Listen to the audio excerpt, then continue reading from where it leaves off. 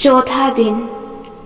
आज मैं आपको एक ऐसे सफर का किस्सा सुनाने जा रही हूँ जिसके लिए मैंने 7 साल तक कोशिश की थी।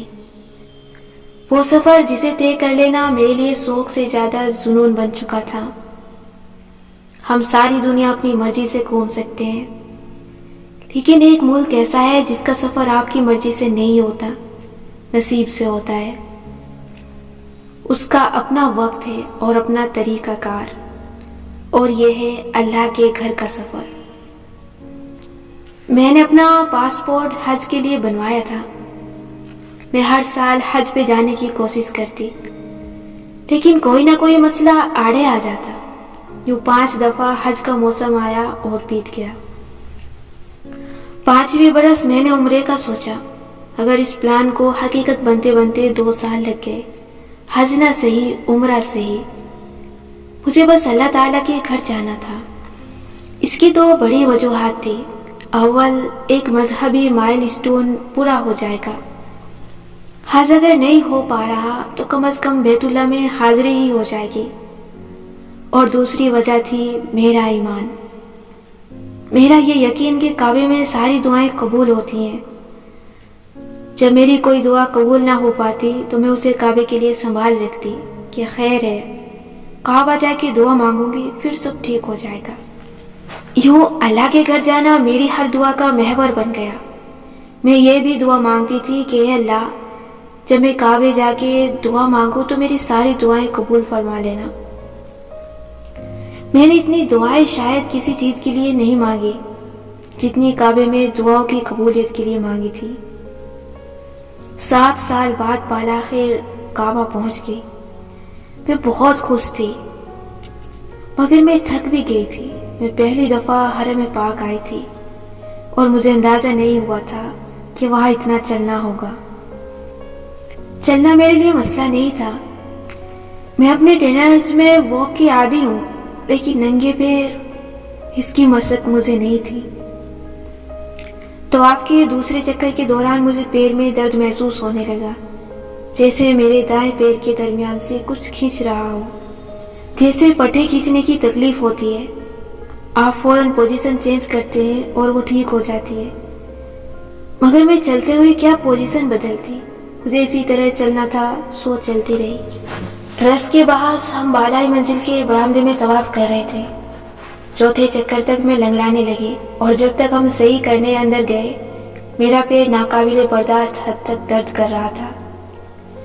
मसला ये था कि मैं ब्रेक लेने के लिए रुकना नहीं चाहती थी, क्योंकि हम पाकिस्तान से हालत एहराम में यहाँ आए थे।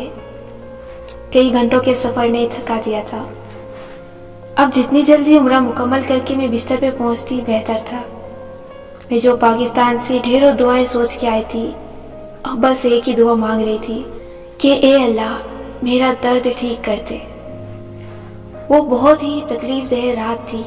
मैंने लंगड़ा लंगड़ा के अपना उम्रा मुकम्मल किया। फिर होटल वापसी का सफर ना करते हुए भी तवील हो गया।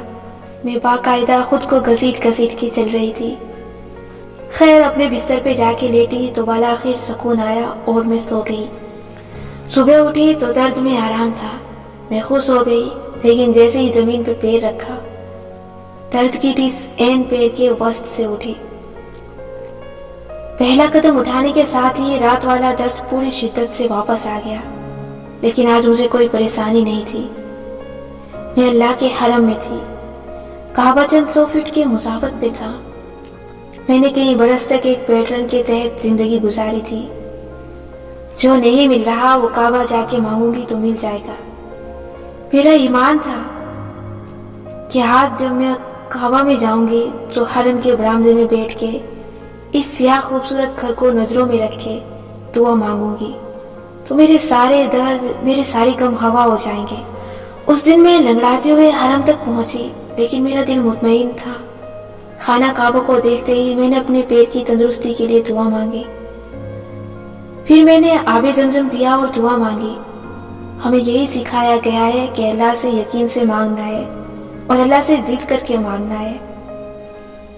मैंने भी 100% यकीन से मांगा था, और बल्कि ये भी कहा कि अल्लाह ताला आज रात तक आप मुझे शिफा दे दें ताकि मैं अगले 15 दिन सुकून से आपकी इबादत करूं। अपनी दुआएं मांगूं और इस सफर को बेहतरीन अंदाज में गुजारूं। मैं काफी देर मताफ में बैठी दुआ मांगती रही। मैंने हर वो तरीका अख्तियार किया जो दुआ की कबूलियत में मदद देता है। जमजम पी के दुआ मांगना, यकीन से मांगना, मकबूल औकात में मांगना, फर्ज नमाज के बाद मांगना, और साथ ही जिद करके कहा कि आज रात जब मैं होटल वापस जाऊं तो मैं भली चंगी हो जाऊं। आपको क्या लगता है कि क्या हुआ होगा? क्या मैं रात से पहले ही तंदुरुस्त हो गई होंगी? नहीं, शाम तक मेरा दर्द 3 गुना बढ़ चुका था। तकलीफ इतनी ज्यादा थी कि चला नहीं जाता था। मैं तवाफ के लिए जाने को उठती, फिर दर्द से बैठ जाती। उस रोज मैंने तवाफ भी नहीं किया, बस औरतों की मस्जिद में बैठी कुरान पढ़ती रही, दुआ मांगती रही। मेरी अक्सर दुआएं मेरे पैर की सेहत याबी के लिए थी। दर्द के बढ़ने के बावजूद मुझे यकीन था कि अगली सुबह जब मैं हरम आ रही होंगी तो मैं बिल्कुल ठीक होंगी। मगर अगली सुबह मैं पहले से ज्यादा तकलीफ से लड़खड़ाती हुई हरम आई थी। मैं इस काबिल भी नहीं रही कि तवाफ कर सकती। बस मताफ में बैठी रही, आबे जमजम पिया, खुद पे झिड़का, सर पे डाला, सदका किया। दूसरे हाजियों से कहा कि मेरे लिए दुआ करें, खसूसन बूढ़े हाजियों को, लेकिन फिर भी दुआ कबूल नहीं हुई। मेरी समझ में नहीं आ रहा था कि मेरे साथ ऐसा क्यों हो रहा है। मैं काबा में मांगू, वो भी आबे जमजम के साथ, और मेरी दुआ कबूल ना हो। काबा जहां बड़े से बड़े गुनाहगार की दुआ कबूल हो जाती है, आबे जमजम जो बड़ी से बड़ी बीमारी को शिफा दे देता है। इन सब असबाब के बावजूद मेरे पैर का दर्द सवा होता जा रहा था। मैं पेन किलर्स भी ले रही थी, क्रीम से मसाज भी कर रही थी, लेकिन रत्ती बराबर जो फर्क आया हो। 3 दिन गुजर गए और मैं अगला उम्रा नहीं कर सकी। फ्रस्ट्रेशन दर्द से ज्यादा हो गई थी।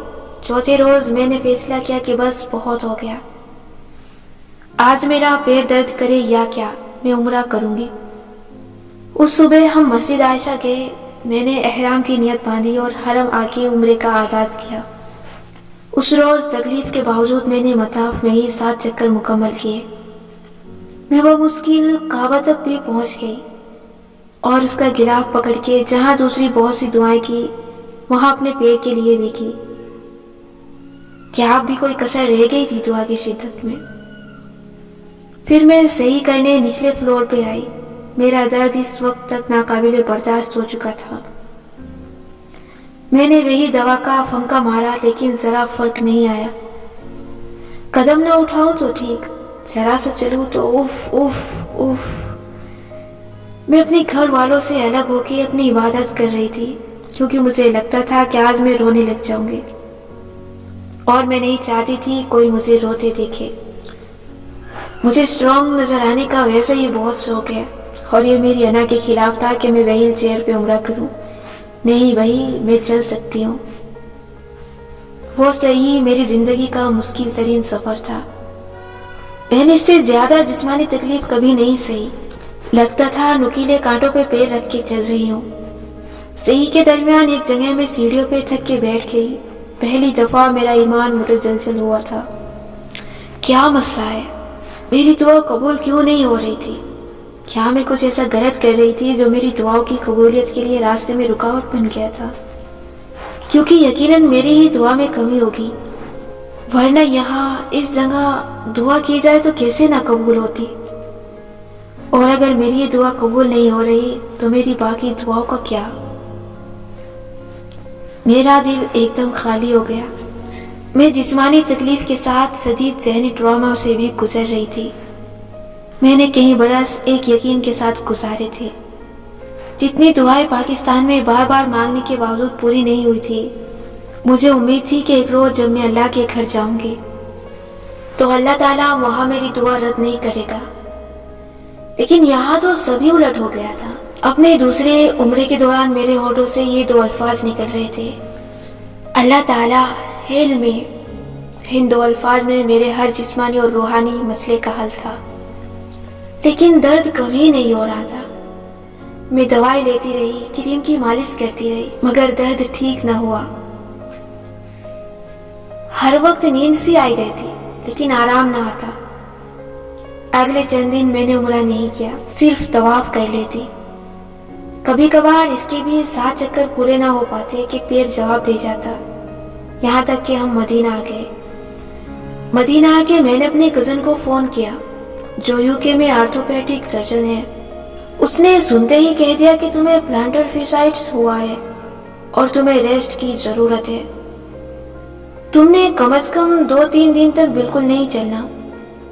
मैंने दिल ही दिल में उसे शदीद बुरा भला कहा। आखिर में ये कैसे कर सकती थी, मैं मदीना में होके रोज़े मुबारक पे हाजिरी ना दूं।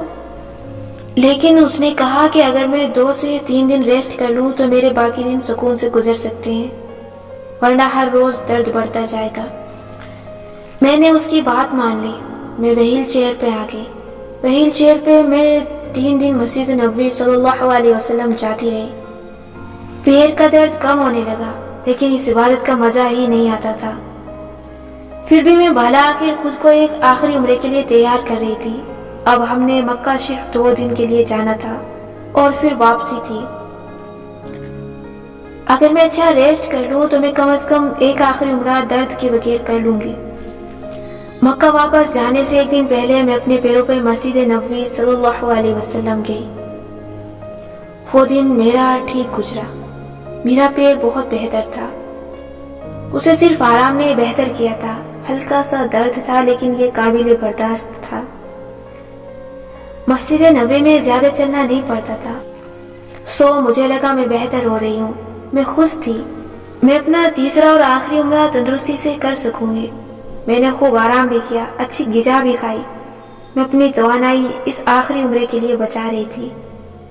लेकिन क्या वाकई मैं अपनी तरफ से खुद को तंदुरुस्ती का सर्टिफिकेट देकर मदीना से बस में सवार हुई। एहराम बांध रखा था। चंद घंटे बाद मैं मक्का में होंगी। मैं एक्साइटेड थी। मैं तंदुरुस्त महसूस कर रही थी। और सफर के एन बीच में एकदम से मुझे बुखार चढ़ने लगा। गला पिछली रात से ही खराब लग रहा था, लेकिन मैंने इग्नोर किए रखा था।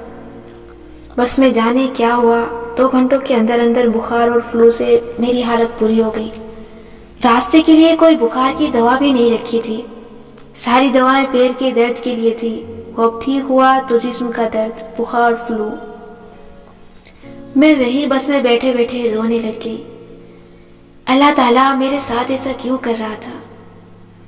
मैं थी जो सब घर वालों से सब काम छुड़वा के उनको उम्रे के लिए लेकर आई थी। पेपर्स बनवाने से लेकर एक एक बुकिंग करवाने तक मैंने हर काम की जिम्मेदारी ली थी ताकि कोई मसला दरपेश ना आए। और अब जब सब मजे से अपने अपने उम्रे कर रहे थे, क्या मैं एक उम्रा भी तंदुरुस्ती से नहीं कर सकती थी? क्या हर दफा मेरी तबीयत खराब हो जाना जरूरी था? मेरा कसूर क्या था? बहुत ही कोई बेबसी वाली कैफियत थी। ड्रामा अलग था। मैं उस रात मक्का पहुंच के सीधी हरम नहीं गई, बल्कि होटल जाके नींद की दवा लेकर सो गई। अगली सुबह मैं उठी तो होटल में कोई नहीं था। सबने रात में उम्रा कर लिया था और अब सब अपनी अपनी इबादत के लिए हरम जा चुके थे। आज मुझे हरम अकेले जाना था, मगर मैं वहीं बिस्तर पे लेटी सोचती रही कि मेरे साथ ये सब क्या हुआ है। मैं इतने साल से जिस हाजिरी के लिए इतनी मुस्तरिब हो रही थी, उसमें अल्लाह ताला मुझे इतनी तकलीफ से क्यों गुजार रहा है? अल्लाह ताला मेरे साथ ये क्यों कर रहा है? जब पैर कदरे बेहतर हुआ तो बुखार और फ्लू, कुछ गलत है। इस सारी इक्वेशन में कहीं तो गलती हो रही है। कुछ है जो मुझे समझना है। मैं अपने बारे में एक बात जानती हूँ, मेरे अंदर कई खामियां हैं। मेरी कई आदतें मेरे इर्द गिर्द के लोगों को नहीं पसंद, लेकिन एक खूबी मेरे अंदर है। मैं जब भी जिंदगी में हारती हूँ, मैं तन्हा बैठ के सेल्फ एनालिसिस जरूर करती हूँ। गलती कहाँ हुई, मैं इस बात का सिरा पकड़ने की कोशिश जरूर करती हूँ। और वहीं होटल के बिस्तर पे लेटे लेटे मैंने ठंडे जहन के साथ सारे मामले पे गौर करना शुरू किया। अल्लाह ताला मुझसे नाराज नहीं है। वो मुझे हरम तक ले आया। उसने मुझे हाजिरी का मौका दिया। यकीनन कुछ और है जो मेरा रब मुझे समझाना चाह रहा है। फिर एकदम से वहीं लेटे लेटे ایک عجیب بات میرے ذہن میں آئی۔ ایک انکشاف زندگی میں اس وقت میرے اوپر ہوا تھا۔ شاید آپ سوچ رہے ہوں گے کہ ایک پلان ہم بناتے ہیں اور ایک پلان تقدیر بناتی ہے وغیرہ ٹائپ کا کوئی سبق میں آپ کو دینے جا رہی ہوں۔ نہیں، بالکل نہیں۔ بس اس ایک لمحے میں مجھے کچھ سمجھ میں آ گیا تھا۔ میں اٹھی، وضو کیا، دوائیوں کا بیگ نکالا، ہر دوا کی 2 گولیاں باہر نکالی، pain killers, Panadol, flu tab, سب کے پھنکے مارے، پانی پیا اور تنہا باہر نکلی۔ کبوتر چوک پہ چند قدم چلنے کے بعد احساس ہونے لگا کہ کمزوری بہت ہے، لیکن خیر ہے، میں نے راستے سے 10 ریال کے انگور لیے، لیکن بمشکل 2 انگور کھا سکی، باقی راستے میں ایک مانگنے والی عورت کو دے دیے۔ میری طبیعت اتنی عجیب تھی کہ کچھ کھایا نہیں جا رہا تھا، لیکن میں چلتی رہی۔ دوائیوں کا اثر ہونے لگا اور میرے سارے درد کم ہوتے گئے۔ میں نے اس روز کعبے کو دیکھتے ہی دعا مانگی کہ اللہ تعالیٰ، میں نے وہ سبق سیکھ لیا ہے جو آپ نے مجھے دیا ہے، بس میرا عمرہ ہونے دے اللہ تعالیٰ۔ عمرے کے دوران مجھے تکلیف نہ دینا، باقی بعد میں دیکھی جائے گی۔ عمرہ کرتے وقت میں تندرست نہیں تھی، لیکن مجھے تکلیف بھی نہیں ہو رہی تھی۔ پیر کا درد کیا، مجھے اپنے پیر بھی نہیں محسوس ہو رہے تھے۔ میں نے جیسے تیسے عمرہ کر لیا اور جیسے ہی مطاف میں کعبے کے سامنے بیٹھی، سارے درد لوٹ آئے۔ سر کا درد، جسم کا درد، پیر کا درد، کھانسی، چھینکیں، سب واپس آ گیا۔ اگلے روز ہم واپس پاکستان آ گئے۔ آج اس عمرے کو 1.5 برس گزر چکا ہے، لیکن میرے پیر کا درد ابھی تک ٹھیک نہیں ہوا۔ شروع میں وہ ریسٹ سے بہتر ہو گیا، لیکن آج کل پھر سے واپس آ گیا۔ اب میں فزیو تھراپی کروا رہی ہوں، جس سے امید ہے 1-2 ماہ میں وہ ختم ہو جائے گا۔ مگر جو سبق میں نے سیکھا وہ آج بھی میرے ساتھ ہے۔ وہ کیا تھا؟ کچھ دیر کے لیے میری کہانی کو روک کے آپ کی کہانی کی طرف آتے ہیں۔ اگر آپ میری طرح ہیں تو آپ کا اللہ تعالیٰ سے سب سے مضبوط رابطہ دعا کی صورت میں ہوتا ہوگا۔ آپ کو لگتا ہوگا کہ دعا ہر چیز بدل سکتی ہے، یہ آپ کے حالات ٹھیک کر سکتی ہے۔ جب آپ شدید اداس ہوتے ہوں گے یا کسی چیز کی طرف آپ کو بے چین کرتی ہے تو آپ اللہ تعالیٰ سے دعا مانگتے ہوں گے، کبھی رو کے، کبھی روئے بغیر، کبھی یقین کے ساتھ، کبھی آنسو کے ساتھ۔ لیکن کچھ دعائیں قبول نہیں ہوتی۔ کیا آپ کی بھی کوئی ایسی دعا ہے جو قبول نہیں ہو رہی؟ ایک شے جسے آپ دن رات اللہ سے مانگ رہے ہیں، جس کی کمی آپ کو اداس رکھتی ہے، وہ ایک شے آپ کے حالات بدل سکتی ہے، لیکن وہ آپ کو نہیں ملتی، آپ کے حالات نہیں بدلتی۔ کبھی کبھی آپ تھک کے دعا مانگنا چھوڑ دیتے ہیں۔ ایسا نہیں ہے کہ آپ کو دعا پہ یقین نہیں رہا، بس اب اسے مانگنے کی ہمت نہیں رہی۔ آپ کمپرومائز کر لیتے ہیں کہ یہ میرے لیے نہیں ہے، مجھے نہیں ملے گا، آپ اس سے کے بغیر روکھی پھیکی زندگی گزارنے لگتے ہیں۔ یا آپ یہ سوچتے ہیں کہ میں ایسا کیا غلط کر رہا ہوں جو یہ دعا قبول نہیں ہو رہی، نہ میں حرام کھا رہا ہوں، نہ میری عبادتوں میں کوئی کمی ہے، میں قبولیت کے اعلیٰ ترین اوقات میں دعا مانگ رہا ہوں۔ پھر شاید یہی وجہ ہوگی کہ وہ سے میرے لیے اچھی نہیں ہے، اللہ کی مصلحت۔ لیکن ہر دفعہ دل اس توجیہ کو نہیں مانتا۔ کیا ضروری ہے کہ کوئی دعا اس لیے قبول نہیں ہو رہی ہو کہ وہ ہمارے لیے اچھی نہیں ہے؟ مجھے بتائیں، عمرہ کرنے کے لیے میرے پیر کی تندرستی میرے لیے کیسے اچھی نہیں ہو سکتی تھی؟ اللہ تعالیٰ چاہتا تو اسے میرے لیے اچھا بنا دیتا۔ اللہ چاہے تو آپ کی محبوب شے یا شخص آپ کے حق میں اچھا ہو جائے، لیکن پھر بھی وہ نہ ملے تو بندہ کیا کرے؟ اب آتے ہیں اس سبق کی طرف جو اس واقعے سے میں نے سیکھا۔ آپ نے اسکول کی سائنس میں کیمیکل ری ایکشن کے بارے میں پڑھا ہوگا کہ کیسے ایک کیمیکل کو دوسرے میں انڈیلا جاتا ہے۔ دونوں مل کے کوئی نئی چیز بنا دیتے ہیں، لیکن بعض کیمیکل آسانی سے نہیں گھلتے ملتے، ایک چھوٹی سی چیز ان میں اندر ڈالی جاتی ہے جو ان کو تیزی سے آپس میں ملا دیتی ہے۔ اس چیز کو کیٹلسٹ کہتے ہیں۔ یا اگر آپ کو سائنس زیادہ یاد نہیں تو کبھی چنے پکائے ہیں آپ نے؟ چنے سخت ہوں تو صرف پانی میں نہیں ابلتے، ان کو نرم کرنے کے لیے ہم میٹھا سوڈا ڈال کے انہیں ابالتے ہیں، یوں وہ جلدی گلتے ہیں اور ان کا کچا پن بھی ختم ہو جاتا ہے۔ یہ میٹھا سوڈا ایک کیٹالسٹ ہوتا ہے۔ کیٹالسٹ وہ سے ہے جو کسی عمل کو تیز کرنے میں مدد دے۔ اور دعا کیا ہوتی ہے؟ یہ چنے پانی آگ جیسی نہیں ہوتی، دعا کیٹالسٹ ہوتی ہے۔ دعا میٹھا سوڈا ہوتی ہے جو ایک عمل کو تیز کرتی ہے۔ لیکن صرف دعا مانگنے سے چنے نہیں گلتے۔ سوکھے چنوں پہ میٹھا سوڈا لگا کے رکھ دو تو کیا وہ گل جائیں گے؟ نہیں، پہلے چنوں کو کافی دیر بھگونا پڑتا ہے، پھر ان میں پانی ڈالتے ہیں، پھر نیچے آگ جلانی پڑتی ہے۔ دعا صرف اس عمل کو تیز کرنے میں مدد دیتی ہے جسے شروع آپ کے ہاتھوں نے خود کیا ہوتا ہے۔ دعا خود سے کچھ نہیں کرتی۔ دعا کو درکار ہوتا ہے ایک پہلے سے جاری عمل جس کے اندر وہ مکس ہو کے اسے ممکن بنائے۔ اب آتے ہیں میری طرف۔ میری غلطی کیا تھی؟ میں 7 برس تک حرم کعبہ کے سفر کی کوشش کرتی رہی۔ مجھے لگتا تھا کہ وہاں جا کے ساری دعائیں قبول ہوتی ہیں اور مجھے درست لگتا تھا، کعبے میں واقعی دعائیں قبول ہوتی ہیں۔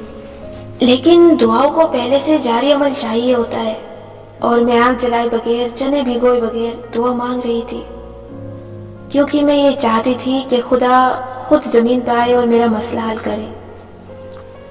میں یہ سمجھتی تھی کہ اگر میں دعا مانگوں گی تو اللہ تعالیٰ میرے لیے ایک فرشتہ بھیجے گا جس کے پاس معجزاتی چھڑی ہوگی اور میرے پیر کی طرف اشارہ کر کے چھڑی گھمائے گا اور ایک لمحے میں سب کچھ ٹھیک ہو جائے گا، فیری ٹیل اینڈنگ کی طرح۔ مگر ایسا نہیں ہوتا۔ خدا ہماری ایسی دعاؤں کے جواب میں ہمارے لیے معجزے نہیں اتارتا، کیونکہ اس نے ہمیں ایک معجزہ بہت پہلے دے رکھا ہے۔ وہ معجزہ میرے پاس بھی تھا، اور وہ کیا تھا؟ میری عقل اور سمجھ بوجھ۔ وہ معجزہ میں خود ہوں۔ میں اپنی زندگی کا معجزہ ہوں۔ میں اپنا جادو ہوں، میں ہی اپنا کرشمہ ہوں۔ اللہ تعالیٰ کسی کی حالت نہیں بدلتا جب تک کہ وہ خود اپنی حالت نہ بدلنا چاہے۔ میں اپنا پیر خود ٹھیک کر سکتی تھی اگر میں چاہتی۔ اللہ تعالیٰ نے مجھے سب کچھ دے رکھا تھا، مجھے عمل خود شروع کرنا تھا۔ دعا مدد کرتی ہے، ہمت دیتی ہے، طاقت دیتی ہے، لیکن وہ آپ کے حالات کبھی نہیں بدلے گی اگر آپ خود اپنے حالات بدلنے کے لیے ہاتھ پیر نہیں لائیں گے۔ یہ دنیا کاز اور ایفیکٹ کے قانون پہ چل رہی ہے۔ کاز اور ایفیکٹ کا قانون جانتے ہیں آپ؟ اس کا مطلب ہے کہ ایک عمل دوسرے عمل کو جنم دیتا ہے۔ ایک عمل وجہ بنتا ہے دوسرے عمل کے اثر انداز ہونے کی۔ اللہ تعالیٰ اس دنیا کو جادو سے وجود میں نہیں لایا تھا۔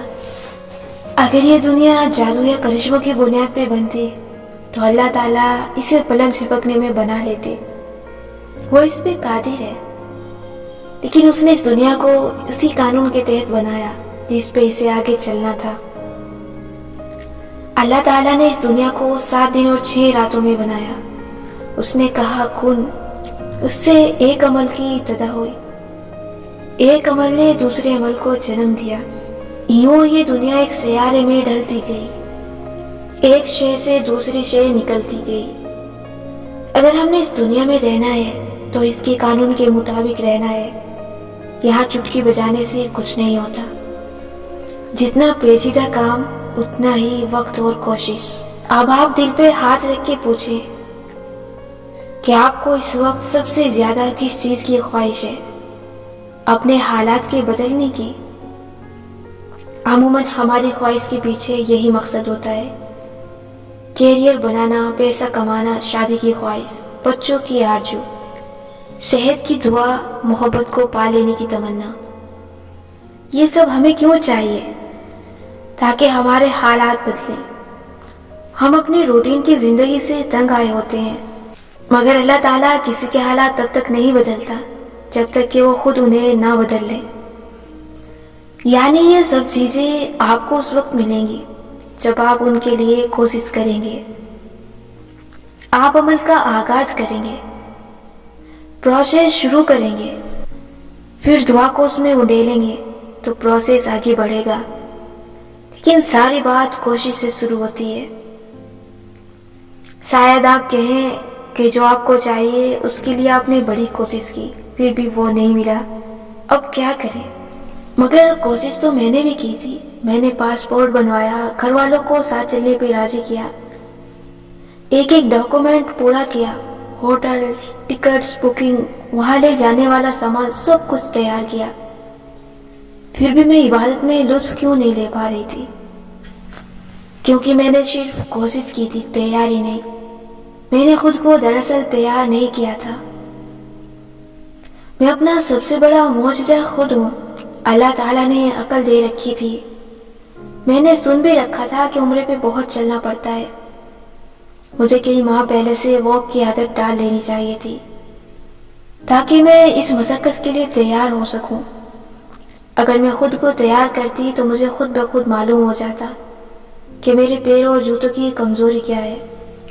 مجھے پیروں کے لیے ان سولز لینے چاہیے تھے جو میرے تلووں کو سپورٹ دیتے۔ مجھے وٹامن ڈی مسلسل لینا چاہیے تھا تاکہ مجھے ایسے مسئلے نہ ہوں۔ مجھے فلو شاٹس لگوا کے جانا چاہیے تھا۔ میں نے جب ہوٹل کی بکنگ کی تو مجھے معلوم تھا کہ وہ کعبے سے کتنے سو میٹر دور ہے۔ میں نے کیوں نہیں سوچا کہ مجھے روز اتنے 100 میٹر چل کے آنا اور واپس جانا ہوگا؟ میں نے کیوں نہیں چیک کیا کہ ایوریج طواف کی کتنے میٹر کا ہوتا ہے؟ مجھے روز اتنی واک کرنے کی پریکٹس ہونی چاہیے تھی۔ مجھے سپلیمنٹس لینے چاہیے تھے تاکہ میری قوت مدافعت مضبوط ہو۔ مجھے اللہ تعالیٰ نے انٹرنیٹ دے رکھا تھا، دماغ دے رکھا تھا، تیاری کی مالی استطاعت دے رکھی تھی، سارے معجزے میرے پاس تھے۔ اب میں کعبے کے سامنے کھڑی اللہ سے کس منہ سے شکوہ کر رہی تھی کہ آپ میرے پاؤں کے ساتھ ایسا کیوں کر رہے ہیں؟ ایسے میں آپ کے خیال میں اللہ تعالیٰ مجھے کیسے دیکھ رہا ہوگا کہ یہ کیا چاہتی ہے؟ میں زمین پہ آ جاؤں اس کے لیے؟ میں فرشتے اتاروں اس کے لیے؟ میں نے اس کو سب کچھ دے رکھا تھا، اس نے خود یہ چیلنج مول لیا ہے، پھر اس نے خود کو اس چیلنج کے لیے تیار کیوں نہیں کیا؟ کیا آپ نے خود کو اس نعمت کے لیے تیار کیا ہے جس کو حاصل کرنا آپ کی سب سے بڑی خواہش ہے؟ مثلاً صاحب کی شادی نہ ہونا اس وقت آپ کا سب سے بڑا مسئلہ ہے۔ جو ملتا ہے یہی پوچھتا ہے، آپ سے نہیں تو والدین سے، اور یہ سوالات آپ کو ڈپریشن میں دھکیل رہے ہیں۔ آپ کو لگتا ہے کہ شادی ہو جائے گی تو سب ٹھیک ہو جائے گا، لیکن کیا آپ نے شادی کی تیاری کی ہے؟ نہیں۔ میری مراد جہیز یا گھرداری سیکھنے سے نہیں، اور اگر آپ مرد ہیں تو میرا اشارہ آپ کی جاب یا مالی حیثیت کی طرف نہیں ہے۔ کیا آپ نے خود کو ایک ریلیشن شپ کے لیے تیار کیا ہے؟ کیا آپ نے جسمانی طور پہ خود کو بہتر کرنے کے لیے محنت کی ہے؟ اور بالکل بھی سوشل میڈیا کی نقوالے ذریعے پہ یقین نہ کیا کریں جو کہتے ہیں کہ آپ جیسے ہیں ویسے ہی ٹھیک ہے۔ نہیں، اگر آپ نے خود کو گروم نہیں کیا، معاشرے کے آداب و اطوار نہیں سیکھے، اپنی ذاتی صفائی پہ توجہ نہیں دی، اپنی صحت اور فٹنس کو بہتر نہیں کیا، خود کو آپ بنا شمار کے صاف ستھرا نہیں رکھ سکے، تو آپ شادی کے بعد یہ کیسے کریں گے؟ کیونکہ میلے کچیلے، بے ڈھنگے اور بنیادی مینرز سے ناپلید شریک حیات فوراً دل سے اتر جاتا ہے۔ کیا آپ کو معلوم ہے کہ ریلیشن شپ کیسے چلتے ہیں؟ اگر آپ اس لیے شادی کرنا چاہتے ہیں کہ یہ آپ کو وہ خوشیاں دے گی جو ابھی آپ کی زندگی میں نہیں ہے، تو آپ غلط ہیں۔ ریلیشن شپ اس لیے نہیں بنائے جاتے کہ شریک ہاتھ ایک دوسرے کو خوشی دیں۔ شادی اس لیے نہیں کی جاتی کہ آپ کو اس سے خوشی ملے، اس لیے کریں گے تو کبھی خوش نہیں رہیں گے۔ شادی یا ریلیشن شپ تب کامیاب ہوتے ہیں جب دو لوگ اپنے اپنے اندر کی خوشی ایک تعلق میں انڈیلیں، پھر دونوں کو سکون ملتا ہے، دوسری صورت میں تعلق ٹاکسک بن جاتا ہے۔ آپ کو شادی کی آرزو ہے، اچھی بات ہے، سب کو کسی نہ کسی مقام پہ ہوتی ہے، لیکن کیا آپ کو ریلیشن شپ کی الف بے معلوم ہے؟ کیا آپ نے ایک ہائی ویلیو شادی شدہ تعلق کو سمجھنے کے لیے ایک بھی کتاب پڑھی ہے؟ شادی کے بعد ایک باعزت اور ہائی ویلیو پارٹنر کیسے بنا جاتا ہے، اور کیسے خود کو ٹاکسک ہونے سے بچایا جا سکتا ہے؟ کیا کبھی آپ نے خود کو اس سے کے لیے تیار کیا ہے؟ یا آپ کے نزدیک شادی کی تیاری کپڑے خریدنے، جہیز سیٹ کرنے اور دلہن بننے کے لیے دبلے پتلے ہونے کا نام ہے؟ اگر آپ کے بچے نہیں ہیں تو شاید آپ کو لگتا ہو کہ اولاد ہونے کے بعد آپ کی زندگی کے سارے مسئلے حل ہو جائیں گے، آپ کے گھر میں خوشی آئے گی، خاندان میں آپ کی اہمیت بنے گی۔ لیکن کیا آپ بچوں کے لیے تیار ہیں؟ بچے ذمہ داری کا دوسرا نام ہے۔ کیا آپ نے خود کو ذمہ دار بنانا شروع کیا ہے؟ کیا آپ نے جسمانی طور پہ خود کو تیار کرنا شروع کیا ہے؟ کیا آپ ایکسرسائز وغیرہ سے اپنے جسم کو اس مشقت کے اٹھانے کے لیے تیار کر رہے ہیں؟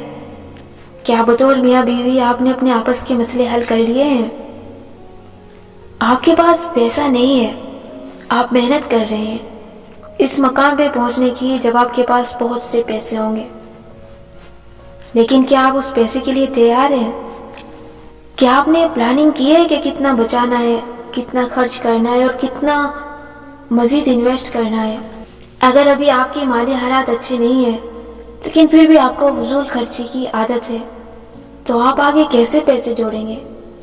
شاید اسی لیے رزق کا راستہ کھل نہیں رہا، کیونکہ آپ کے پاس جو ہے آپ کو اس کی قدر کرنا نہیں آ رہا۔ آپ کو ایک نیک مسلمان بننا ہے، لیکن اس کے لیے آپ نے کیا کیا ہے؟ جسمانی اور روحانی پاکیزگی کے لیے کیا کیا ہے؟ آپ ایک ایسے انسان بننا چاہتے ہیں جس سے سب محبت کریں، جس کی شخصیت سحر انگیز ہو، لیکن وہ بننے کے لیے آپ نے کیا کیا ہے؟ کتنی تیاری کی ہے؟ کیا صرف صبح کھیچی کی عادت ڈالنے شروع کی ہے یا آپ نے؟ ہمارا مسئلہ یہ ہے کہ ہم اپنے حالات بدلنے ہیں، لیکن ہم بدلے ہوئے حالات کے لیے تیار نہیں ہیں، نہ ذہنی طور پہ نہ جسمانی طور پہ۔ یا تو ہم کوشش نہیں کر رہے، اور اگر کر رہے ہیں تو صرف حالات کو بدلنے کی۔ حالات اللہ تعالیٰ نے بدلنے ہیں، ہم نے دراصل خود کو بدلنا ہے۔ جس دن آپ خود کو بدل لیں گے اس دن حالات بھی بدلنے لگیں گے۔ یہ بات آپ لکھ کے رکھ لیں، گھول کے پی لیں۔ جب تک آپ اپنی کمزوریوں کو نہیں جانیں گے، ان کو دور نہیں کریں گے، کچھ نہیں بدلے گا۔ اور کمزوریوں کو جاننے کے لیے خود سے ملنا پڑتا ہے، انہیں دور کرنے کے لیے خود سے محبت کرنی پڑتی ہے۔ جب تک آپ کو اپنے اندر کے انسان سے محبت نہیں ہوگی، اللہ کی مخلوق سے محبت نہیں ہوگی۔ مخلوق سے محبت نہیں ہوگی تو اللہ سے نہیں ہوگی۔ مجھے ہر روز ای میلز اور پیغامات موصول ہوتے ہیں جن میں لڑکیاں اور لڑکے لکھتے ہیں کہ وہ ڈپریشن کا شکار ہیں، ان کی زندگی میں بہت اداسی ہے، تلخی ہے۔ ایسے میں وہ کیا کریں؟ میرے لیے ایسی ای میلز کا جواب دینا ممکن نہیں ہوتا، اس لیے میں ان سطور کے ذریعے ان سے پوچھنا چاہتی ہوں کہ اگر آپ اداس ہیں تو آپ نے اس اداسی کو دور کرنے کے لیے کیا کیا؟ مجھے ای میل کر دی، بس ایک دو دوستوں کے سامنے فرسٹریشن نکال دی، خود سے کیا کیا؟ ہاتھ پیر ہلائے، اداسی کی وجہ ڈھونڈی، اس وجہ کو دور کرنے کے لیے محنت کی، اپنے آپ کو مثبت کاموں میں مصروف کرنے کی کوشش کی۔ یا اگر کلینک ڈپریشن ہے تو اس کو دور کرنے کے لیے کیا کیا؟ سائیکولوجسٹ کے پاس گئے؟ نہیں گئے، کیوں؟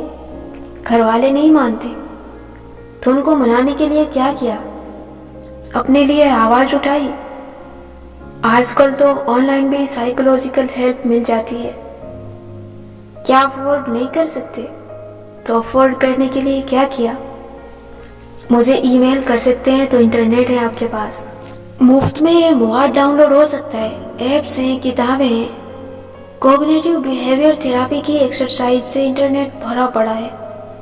اور اگر ایسی مدد چاہیے جو پیسے سے آتی ہے تو وہ پیسہ جمع کرنے کے لیے کیا کیا؟ اپنے خرچ کم کیے؟ کچھ کیا آپ نے سوائے اپنے دوستوں سے مفت کی کاؤنسلنگ مانگنے کے؟ مجھے ای میل کرنا یا اپنے دوستوں کو گھنٹہ گھنٹہ اپنے مسائل کی داستان سنانا اس مسئلے کا حل نہیں ہے۔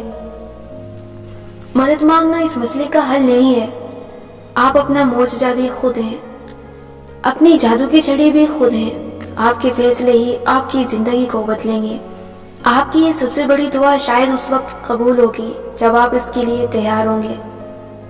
نئی حالات کی تیاری کے لیے پرانی روٹین کو توڑنا ہوتا ہے۔ آپ کو کچھ نیا کرنا ہوگا، کچھ ایسا جو آپ پہلے نہیں کرتے تھے۔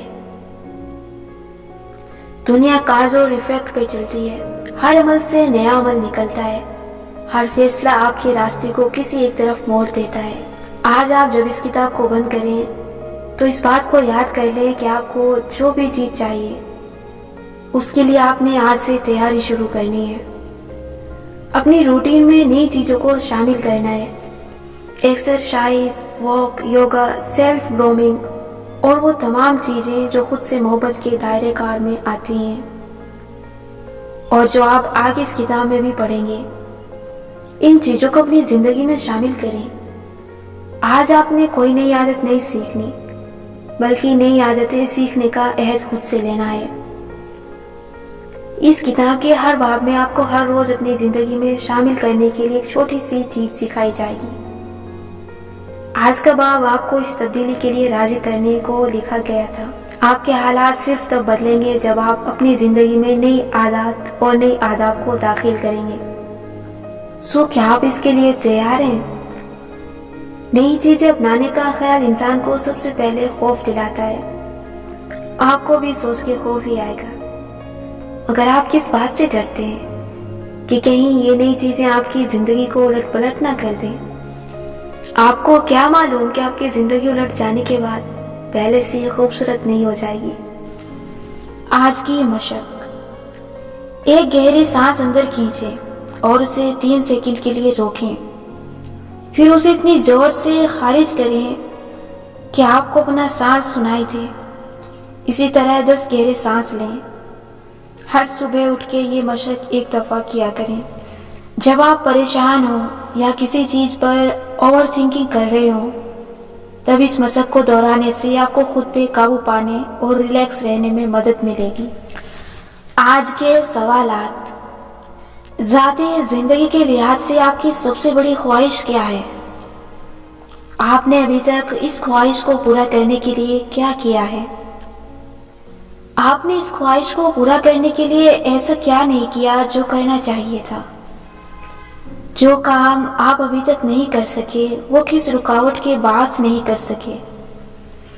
इस रुकावट डालने वाली शे, आदत, सुस्ती को दूर करने के लिए आपको क्या करना चाहिए?